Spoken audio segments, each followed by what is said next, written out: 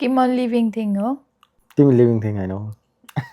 र चाहिँ के म अहिले यो घरभित्र छु? छैन। कि म नेचुरल कुरा हो? तिमी नेचुरल कुरा हैनौ। र चाहिँ के म नन लिभिङ थिङ हो? होइन। ओके। कि म डेली मान्छेको लाइफमा युज हुन्छु? तिमी डेली मान्छेको लाइफमा युज हुँदैनौ। र चाहिँ के म एनिमल हो? हो। ओके। कि म रियल हो? तिमी रियल चिज हो। र चाहिँ के म कुकुर भन्दा ठुलो छु? कुनै कुनै ठुलो हुन्थ्यो, कुनै कुनै उत्रै पनि हुन्थ्यो। कि मलाई मान्छेले चाहिँ घरमा सजाउन राख्छन् हो? तिमीलाई सजाएर राख्दैन। तिमी त्यति धेरै टिक्दैनौ। तिमीले गाह्रै दिन्छौ के मलाई। र चाहिँ के म वाइल्ड एनिमल हो? होइन। ओके, डोमेस्टिक रहेछ।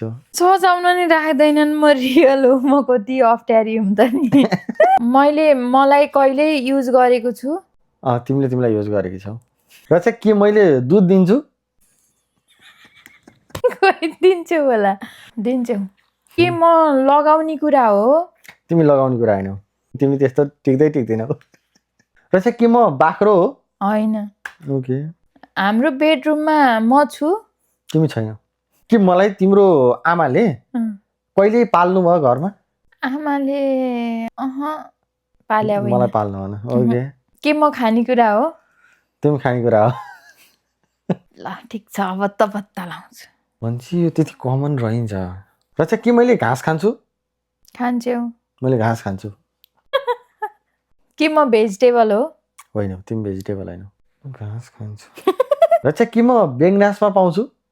पाउनु त पाइन्छ होला, तर मैले चाहिँ देखे छैन है। ओके। एकदम भन्छ गाई गोरु भन्छ केही होइन, यो रेयर चिज रहेछ। ओके।